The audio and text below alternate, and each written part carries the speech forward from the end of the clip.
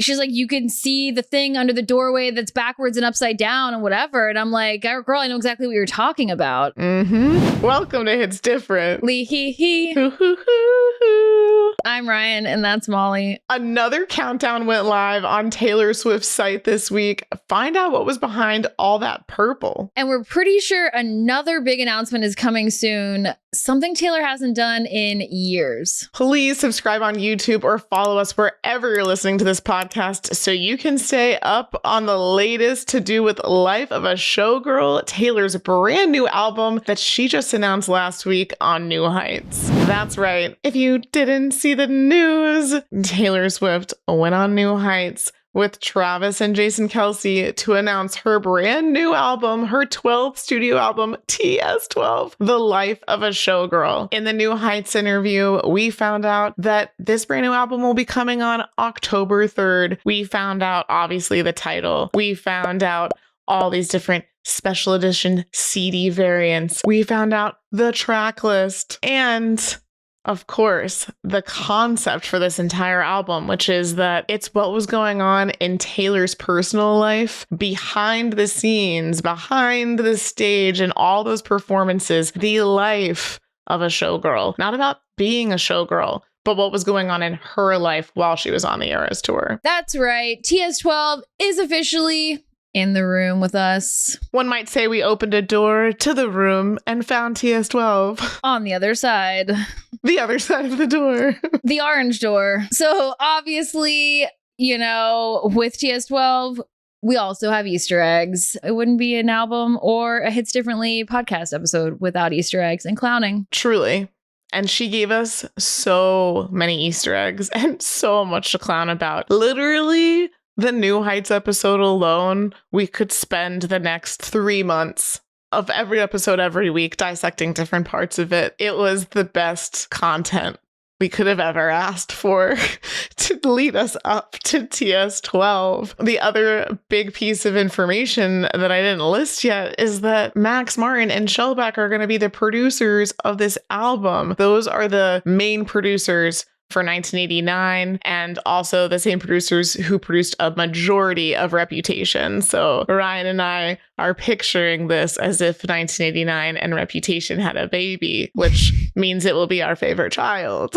Period. And Midnights, I feel like it's thrown in there too, which, I'm sure we will talk about how that comes into play. So it's like, if 1989 Rep and Midnights all had a child and it made The Life of a Showgirl, of course, is it going to be our favorite album? Like it's Taylor's favorite album, even though I feel like she says it about every album she's ever made. But maybe.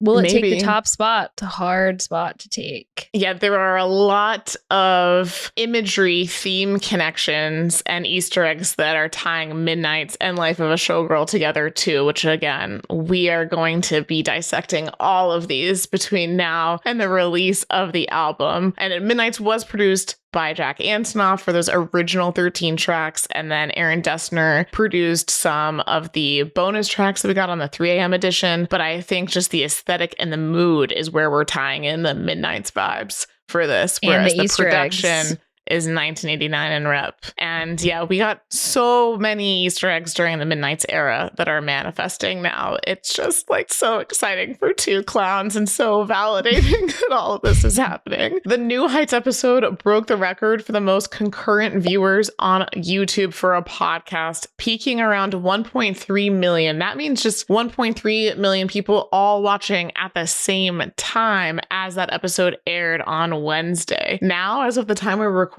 this on Monday night, August 18th, it's already over 18 million views. And also, that's just YouTube. We're not even counting Spotify, Apple, anywhere else people might have listened to it. This was the podcast heard around the world, and we'll be dissecting it for a long time. But the new information that we got this week on Monday, the day we're recording this, was that a countdown went up on Taylor's site, and this time it had a purple sparkly background, whereas last week's was all orange sparkly. And it counted down for 4 hours. It was posted at 10 a.m. Eastern time and was leading to 2 p.m. Eastern time. And there were a lot of theories for what we were going to get at the end of that countdown, Ryan.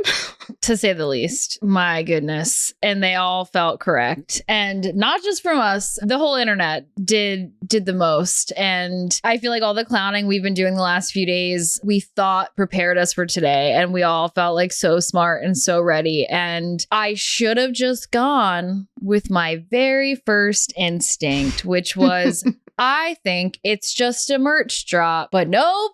I got carried away with the internet. And I was like, but what if it's 1,000 other things? At the end of the day, it's usually just a merch drop. Just go with your first instinct. You know, you probably couldn't have convinced me that a few hours ago, but I'm going to be prepared because I don't think that will be the last time. And I know that Taylor Nation is not going to let us sleep the next 6-ish weeks. We're trying to like stay up with what's going on, but they're just going to keep throwing stuff at us. And so we gotta keep up. I was going to say, I don't know if it's that they're not going to let us sleep. I think it's that they're not going to let us work because this stuff keeps happening at the beginning of the workday on Monday morning. Like, the girlies with 9 to 5s are struggling out here. Okay.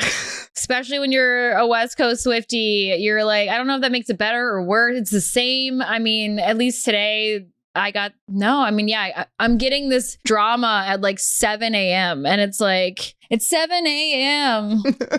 You need to calm down. Come on. It's like every Monday. And I knew it too. I'm like, okay, so what I've learned, all of a sudden I know Taylor Nation's schedule now, even though we should have known this for a long time. I'm like, they don't really work the weekends. Good for you. Come Monday, it's they did during the Eras tour. They did. Well, they were working weekends for a long time. I just mean like like normal life. And I'm like, no shade. I also am off on the weekend. But you know what? The Mondays, can we just take Monday off too?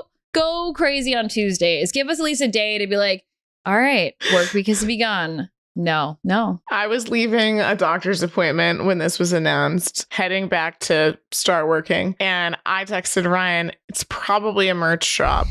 Maybe it's a single announcement. And she was like, I think this is just a merch drop. You thought it was a single. Don't get overexcited. And then by the time that I had driven home, which was maybe 15 minutes, she had convinced herself it could be a double album. So I need to read our poll for today that we put on our Instagram story. If you do not follow us at @HitStiffPod on Instagram, we are real time posting all these updates as quickly as some 9 to 5 people can. Because, occasionally we're in meetings and we cannot be using our phones. But we put up today, what do we think we're counting down to? The options were Showgirl merch, new vinyl variant, signed vinyl or CDs, or a single announcement. And 44% of you, as of the time I'm recording this, thought that it was a single announcement. The second most voted option was a new vinyl variant with 35%, then 12% Showgirl merch, and 10% signed vinyl or CDs, which tracks because the signed items usually come closer to the actual album release. Which technically it was a variant and merch. It was a little bit of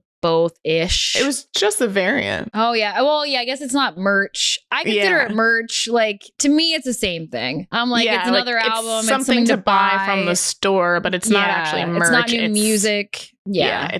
Yeah. So, we've buried the lead here that what it ended up being was a new vinyl variant. I think that we should have seen this as the most obvious option upon reflection because there was only one vinyl variant last week, but there were 4 different CDs when Taylor announced the album. So this new vinyl variant is interesting for a couple of reasons. One is that there's brand new artwork, but the other is that it's the same photo as the photo cover of this vinyl, but that there were 2 different versions of it, which is not really how Taylor's done the vinyl variants the last couple of albums. Usually it's a different actual color of the disc and a different album cover. It reminds me of the re-released Lover Live from Paris. We got 2 versions of that same idea. Right. Same Right. exact. I'm like, was that foreshadowing? 2 different colors, same content. So this new one is called the Shiny Bug Edition, which just that in itself, when it dropped, I'm like, the what? The Shiny Bug Edition?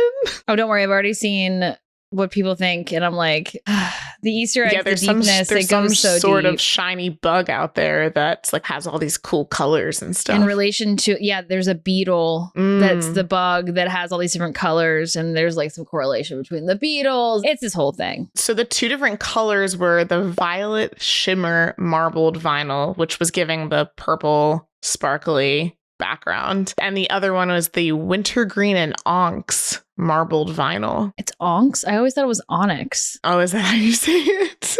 I mean, don't ask me. I say everything wrong. But for once, I was like, onyx. That doesn't. Okay. I don't want to hear anyone come for my pronunciation of orange ever again. Onyx. Onyx? I'm How glad did I you say stopped at onyx. How do I know how to? I never pronounce things right. As the saga I've never orange said that girly. word out loud. Wow. I was like, the onks. What the heck? That past the onks chord. Okay, you get to say that word from now on. So those are the 2 different colors. Onks more. There are so many things to dissect from just this one vinyl variant drop, or technically 2. First is that these are a limited run, first and only pressing. They're already sold out by the time we're recording this. So if you did not get one, I'm so sorry. They both come with a unique Shiny Bug edition poem. So what will that be? Sorry, I had a literary thought. Since we know Taylor's a poet, and this album is already alluding to, and Taylor has alluded to, the literary references. I was just thinking, like, is this an original thought? TBD. Have you read the short story Metamorphosis? No, when you say metamorphosis, I think of Hilary Duff. Okay. It's by Franz Kafka. I know Taylor has read it. It's actually weirdly like one of my like favorite like short stories, and I have like the whole book from this dude. Anyway, long story short, it's a short story that he wrote called Metamorphosis, and he becomes like a cockroach, and it's like how he's treated by his family once he becomes this cockroach. It's a whole thing. So I'm like, it's like what I thought about with the bug, and I was like, I wonder if there's some like meaning there about it. And it's basically like a reflection of like how he feels on a normal basis. And then he actually becomes a cockroach. And it's like, it's a whole thing. Whoa. I don't know if Taylor sees herself as like a bug, because that doesn't feel accurate at all in terms of how anyone sees her. But maybe, we're seeing it as this beautiful, like the beetle bug thing that people have associated it with is this gorgeous colored whatever. I'm like, what if it's not that kind of bug? What if it's more of like, but it's a shiny bug, and shiny bugs are the Shiny Bug Edition. She also mentions like lightning in a bottle, which would be like a firefly. That's a shiny bug, right? Is that shiny? I don't know. That counts. It's a different type. It has light. Now we're breaking down bugs. Like, what is going on? Travis did mention in the podcast episode that when he got on stage, he felt like an ant when he went on stage with Taylor. We got crickets. And a cricket reference. Bro. We got the Bug's Life. She mentioned Lion King. What is going on with this album? Okay. There's so many different Disney references, which we'll get to another time. But the other thing to reference, if we're talking about what kind of bug and whatever, is just, again, the cover art of this different variant, which is that Taylor, I guess, is dressed as a shiny bug, but I would say she's dressed as a sexy bug. She's got like these long, sparkly black gloves. She's got those up against the wall that she is stretched out and leaning against. She's wearing a little leotard. What do you call it? Yeah, like leotard. Like what she wore on the Eras tour. Bodysuit, leotard. Bodysuit. Yeah, that looks all black. It's the same. It's the same one she's wearing in the photo that she revealed in the original post, where she's sitting in the chair, in the vigilante chair. It is that same outfit. So you see it better if you look at her Instagram. I remember we talked about it because it was like, wait, that wasn't attached to any of the variants that we'd seen. It was just like a random photo. So clearly, was that an Easter egg? It's attached to the shiny bug variant, I assume. I assume that photo of her in the chair is probably in the shiny bug. Maybe. Or maybe they're spread out. Whatever. Either way, it's like red and black. chair view, it doesn't look like this, but the shiny bug one, it kind of looks like snake-ish, like the little, it looks like scales. It was giving like scales and like Reputation vibes from the little tiny like cubed close-ups that you see. You're so right. It looked like, yeah, the way the patchwork of the beads, like the light beads, the way it's kind of like distorted, it looks like snake skin. Yeah, it's giving like when you look at snake skin and you see like a pattern on certain going throughout certain parts of it. I don't know if it's just how the light is hitting this bodysuit and that it's picking up the colors that way. But it's definitely giving that. The chair photo does have the little cutouts and stuff too, like the added texture. It's kind of spiky. Trying to describe it for our audio listeners, we will have the photo right here for our YouTube and Patreon watchers, not listeners. But yeah, this bodysuit is so sexy, and both that chair photo and then now this one that's on this cover. Those are the best, like the sexiest photos we've gotten so far. Well, right? It's paired with the other one where she's like wearing very little.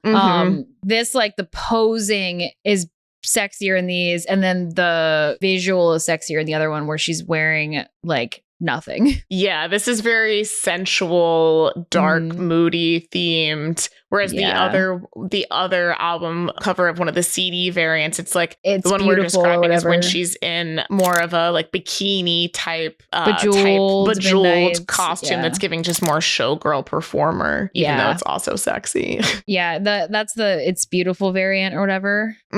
Yeah, it's like that one's giving like Midnight's very bejeweled from the Bejeweled music video, from the Midnight's Eras Tour set. And then this outfit is just giving like Reputation, like moody, which we didn't mention yet, but the photographers for this album are the same ones for the Reputation, and it's the only other time she has used them. So if you will see a lot of similarities, like the variant where her hands are like this. Ryan is holding up her hands to like have her have my fingers eyes make like triangles around her eyes. Yes. I mean, if you've seen the Reputation photo, then you know. But yes, the side by side. So the entire Reputation album photo shoot was shot by the same photographers who shot all the photos for the Showgirl shoot. And that's something that Taylor specifically acknowledged and talked about in the New Heights interview as well. The other interesting thing to note, if we're going to tie in Reputation and that this album cover is kind of giving Reputation for this variant, is that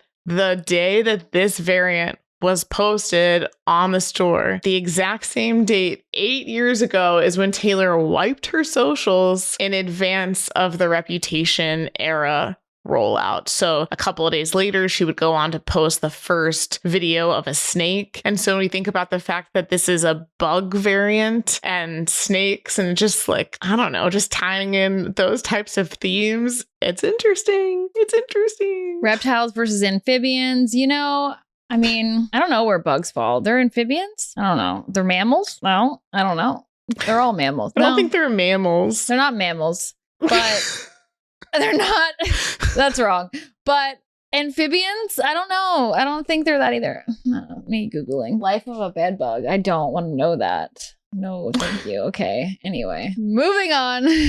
So there are these ties to Reputation that are pretty clear. And then, as we said earlier, there are ties to Midnight's. And if you guys are interested, we really, really want to do a whole episode just breaking down all of these different Easter eggs that we got over the last 3 years that we now know were hinting at TS12. Lots of Easter eggs that Ryan and I caught along the way and talked about. And we feel very vindicated by. But when we're talking about this shiny bug edition variant, the important thing to note here is that during the Midnight's promo, Taylor herself posted a making of Midnight's reel, and in there was a video or an image of these Midnight's variants, because you'll remember it's a clock and we got 4 different variants for Midnight's, and the colors of the actual vinyl discs look identical to this violet and wintergreen vinyl discs. When I originally saw that, I thought that those colors hadn't manifested yet, and that like was an Easter egg in that way of like we never actually got got those colors, but obviously you would know, you own all of them. Those are like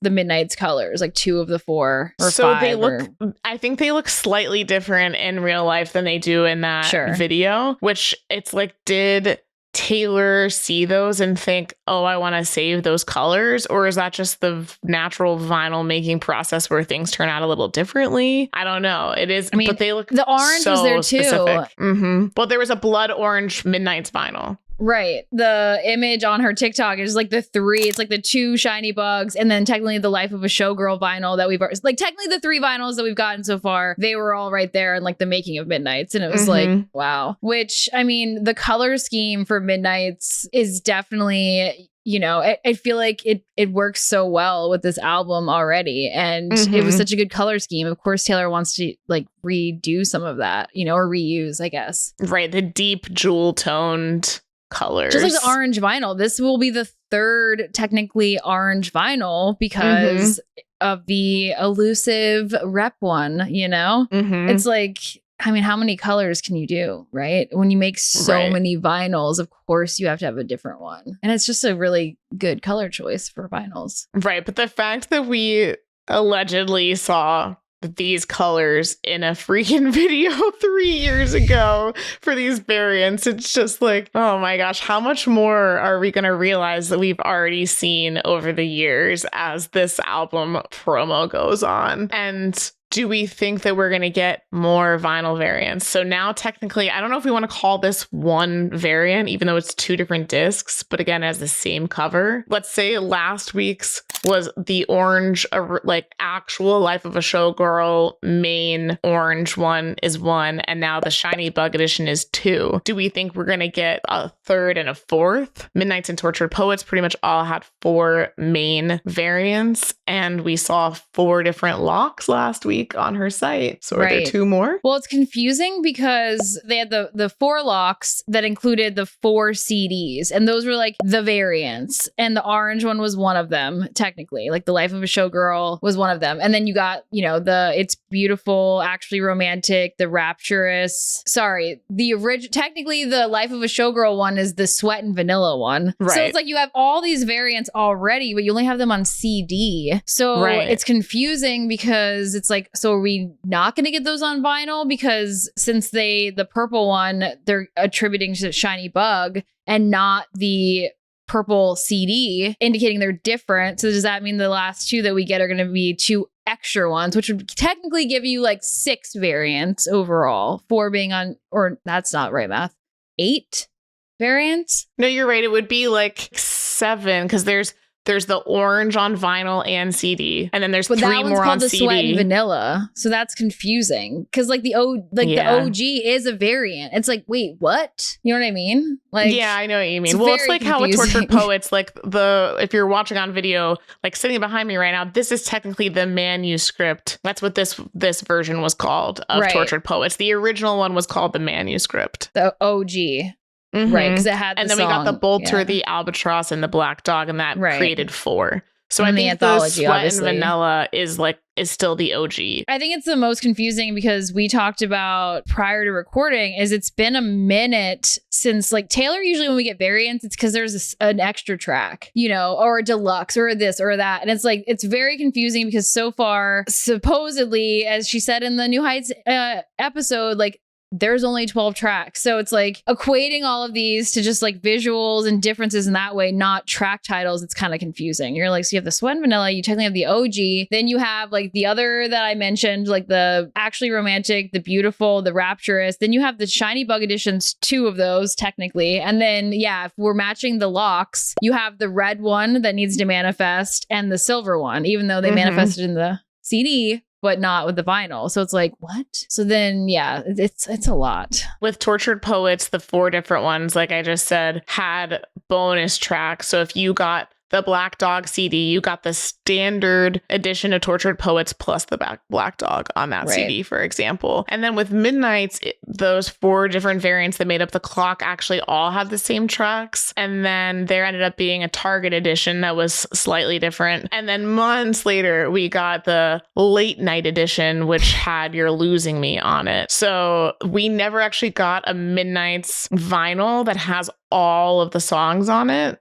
Like you can't listen to Woulda, Coulda, Shoulda or You're Losing Me on vinyl for a Midnight's. It doesn't exist. With Tortured Poets, we did end up getting the anthology on vinyl again months later. Like, album was released in November or in April, and the anthology wasn't available until November. In hindsight, the different versions of Midnight's made sense because it was a clock. So it was like, okay, I get it. There's purpose here. So I'm like, there must be a purpose aside from just being like, cool, look at all these versions. It's Look Taylor. at a shiny bug. So if we're not getting a clock, then what are we getting that all of these amount to, you know? And we won't know. And like, we're obviously doing a lot of play on like locks and keys. So I'm wondering, like, if you have all of them, is it like this, you know, does it unlock whatever is the answer we seek in all of them? And I mean, Taylor Nation has already teased when someone saw the track list that's available to pre-save on Spotify and they were like, let me in. And Taylor Nation responded with the orange lock, which, as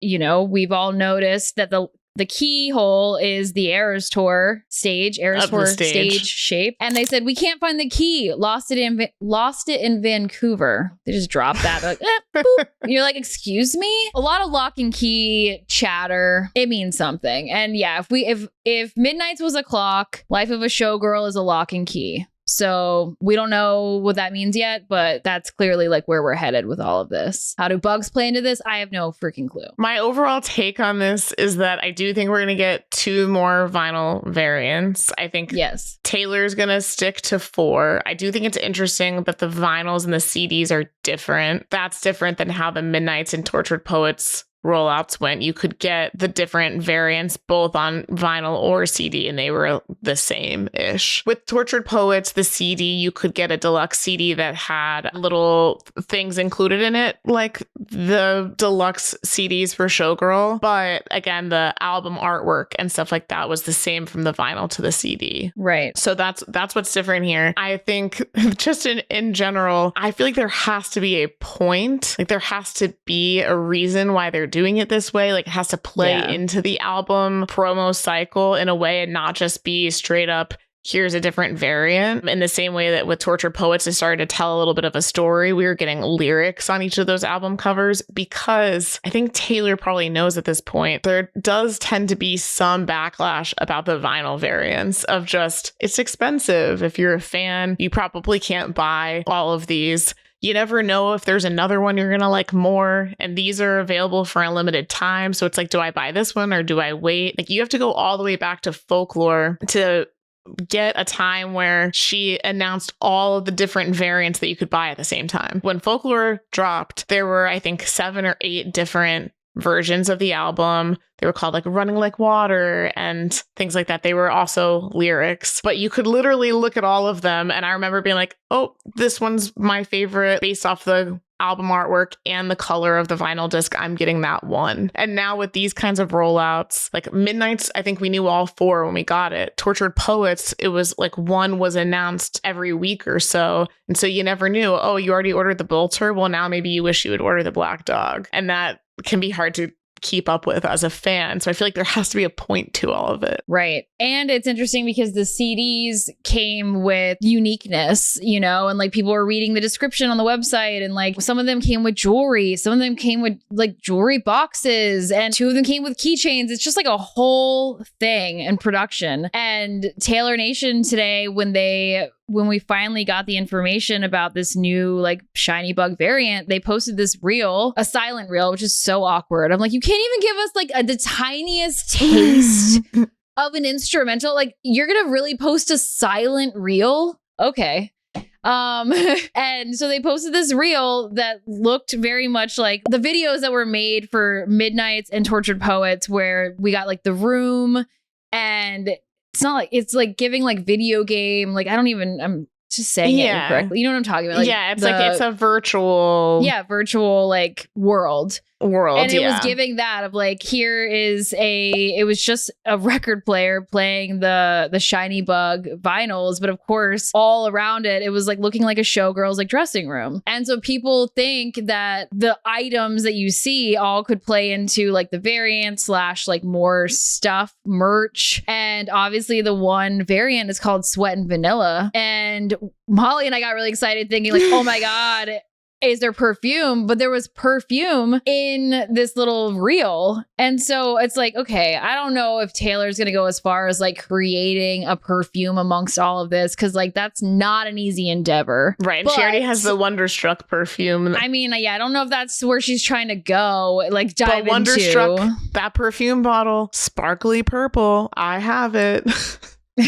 We love vanilla. I'm like, I don't really mess with merch, but like, yeah, I'm buying the Sweat and Vanilla if that's a thing. But I'm like, maybe it's not. And it could just be an Easter egg playing. It's not even an Easter egg, but like playing into like the fact that we already have a Sweat and Vanilla variant of like, here's some perfume. It's just an image. But like me and a lot of people are hoping it's real perfume because like, that'd be cool. Again, that's a very ambitious endeavor. Like all of a sudden Taylor's breaking back into the perfume world. Why? I don't know. I mean, maybe it's literally just as simple as like Sweat and Vanilla. How hard can that be to make that fragrance? I don't know. She's like, it's literally my sweat and vanilla. It's what I smelled like at the end of every Eras tour. And I'm now bottling it up. You know, it's like the Sydney Sweeney bathwater, like rumors of the soap. People would buy that. People captured water from like the Gillette Rain show and tried to sell it. So yeah, people would definitely buy Taylor's Sweat and Vanilla perfume. 100%. I'm like, does she like vanilla? Is she a vanilla girly? I don't know why. I wouldn't have expected that. I would have expected her more like floral, like a peony. Peony. Peony. Peony. I do know how to pronounce that. Peony's a weird pronunciation. Peony. Yes. Not peony. No. Whatever. Peony and ox, you know? So we definitely think we'll be getting some more vinyl variants and we'll be keeping you posted here. Again, make sure you're subscribed and that you're following us so you can get all these updates. Also, go follow us at @ItHitsDiffPod on Instagram so you can keep up in real time. But the other thing that we strongly think, maybe it's just that we wish, maybe it's on our wish list. The big thing we think could be coming that we have not gotten in years is a pre-album single release. I was gonna drum roll. You just dropped it. Pre-album single release. Taylor has not released a single before the album since the Lover era. Folklore, Evermore, Midnight's Tortured Poets. We got nothing until the album rolled out and actually released on release day. And Taylor made it very clear in the New Heights episode that she's doing the complete opposite of Tortured Poets, that this is going to be very different. I also just think because she's working with Max Martin and Shellback again, that if she were to give us a little teaser, a little single, it would get a lot of hype. We don't have a song of the summer yet. Summer's almost over. Save us, Taylor. Before we list our few but very valid reasons, I will just say the two like off top like important notes is that August is almost over. August slipped away in a moment of time. I need to listen to August more. That's a side note. I know. I feel like I didn't listen to it all distracting of last week. It's like I'm gonna be so mad when it's September 1st and be like, excuse me, August is August's month. Anyway, the month is almost over, and if Taylor does not release a single before the end of the month, she will not be in this next Grammy cycle, which is a big deal because that'll be the first time since the 59th Grammys in 2017 where she was not in the Grammy cycle or nominated or any of that. And so that's a long time. 8 years. And it seems very not on brand. So that's notable. And then the other just random side note, thinking about like the summer I turned pretty and like this summer, like because I was thinking about the song August and August slipped away and August is almost over. And then you have the summer I turned pretty. Just a fun random fact. The book cover is mint green and orange, just like The Life of a Showgirl. And we know the book came out way before Life of a Showgirl, but we also know that songs have been released in that show or debuted in that show before. So my prediction also could be that if this date that we are about to tell you does not manifest, we still have 2 more weeks of the Summer I Turned Pretty episodes where we could get a TS12 little nugget. Well, we have like a month left of TS12 episodes, but you mean before the just before Grammy the end of the cycle would month. end. Before the end of the month, yes. Yeah. That's a left field. That's not even in our notes. That was just here. Just needed to mention that. It's right here. The book cover, honestly, truly, go look at the Summer I Turned Pretty. It's kind of insane. It's like they worked in tangent together. So Taylor has until August 30th, which is a Saturday, to release something that could be eligible, therefore, for the 2026 Grammy cycle. And artists do think about this. I mean, everyone thought that when Sabrina announced her album date, for example, Friday, August 29th, the release date for Man's Best Friend, everyone was thinking she's trying to slide that in this Grammy cycle, get that in there. And so Taylor could very well do the same thing with a single. She has never won Song of the Year at the Grammys. And the reason why we think this could happen this Friday, August 22nd, is because of a couple different Easter eggs. The main one, though, is that on the Spotify playlist that was used between Monday and Wednesday of album announcement week when we were speculating what was going on, there was this playlist on Spotify called "And Baby, That's Show Business for Ya." 22 is the first track listed in this playlist, and it was added first 2 weeks before the rest of the track. So it's very standalone. It's very off the top. And Taylor also mentioned Red, which is the album that 22 is from. She mentioned it in the New Heights episode, said that it was her favorite re-record. And the OG Red album was released on the 22nd of October, but still on the 22nd. 2012. So if you write it out, and if you do there's no math. Sorry. I'm so used to doing the math. Well, there's a little bit of math. That's a lie. And I feel validated, BT Dubs, because Taylor specifically said in this episode when she was talking about Easter eggs, she mentioned math. She said math, numerology, all that stuff. So yes, math. And she also said that, the album's coming out on 10/3. She's like, it's easy to remember. 10/3/13. So with that in mind, and she's also done this in the past, you have 10/22/12 is when the OG came out. We got Life of a Showgirl announcement on August 12th. That was the day before the podcast episode came out, but still, it manifested on the 12th for her 12th album. 10 days after the 12th would be the 22nd. That's a twofer. So the OG Red came out 10/22. So you have 10 days between the 12th and the 22nd is 10. Then you have the 22nd when Red came out, that number. And then you end with 12, Taylor's 12th album. And you're like, this sounds crazy. Go back and watch the New Heights episode or listen, and it's not crazy. Okay. This next nugget is crazy, though. Well, before we even get to that one, we didn't have this written down, but I'm throwing it in because you mentioned it before the podcast, before we started recording, is that during the song 22 on the Eras tour, Taylor used to flash numbers. And when we started to get real crazy towards the end of the Eras tour, we were paying very close attention to the numbers that she held up. And Ryan did a whole video on it.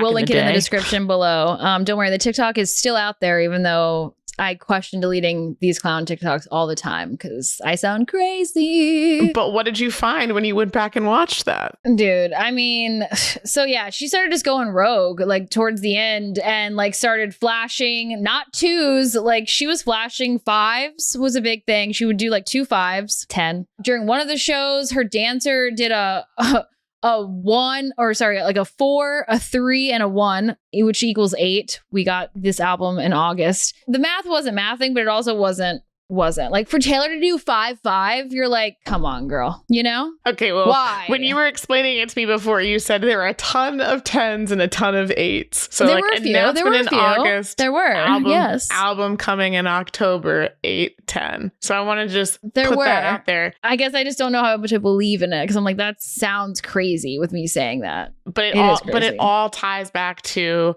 that's during the song 22. And maybe she was giving us Easter eggs that 8, 10, she's just dropped them in the song 22. Again, this Friday is the 22nd. She could be releasing a single then for this album, be the first time she's done it in years. And our final numerology Easter egg for you comes from the I Can Do It With a Broken Heart music video. Which surprisingly, when I told you this, I thought you would just roll your eyes, but Molly's so deep down the rabbit hole these days. It's like very rare times. Maybe because we finally have TS12 that she's back, and maybe these last X amount of months or year plus, it's been like the rational Molly. Because I don't feel like I've ever thrown so many Easter eggs your way and you've been like, wow. And I'm like, yeah, exactly. Okay, like, well, I mean, the numbers that you just did of like the 8/12 to 8/22 and there's 10 days in between, like that's too much math for me. The Easter egg you're about to give is very straightforward.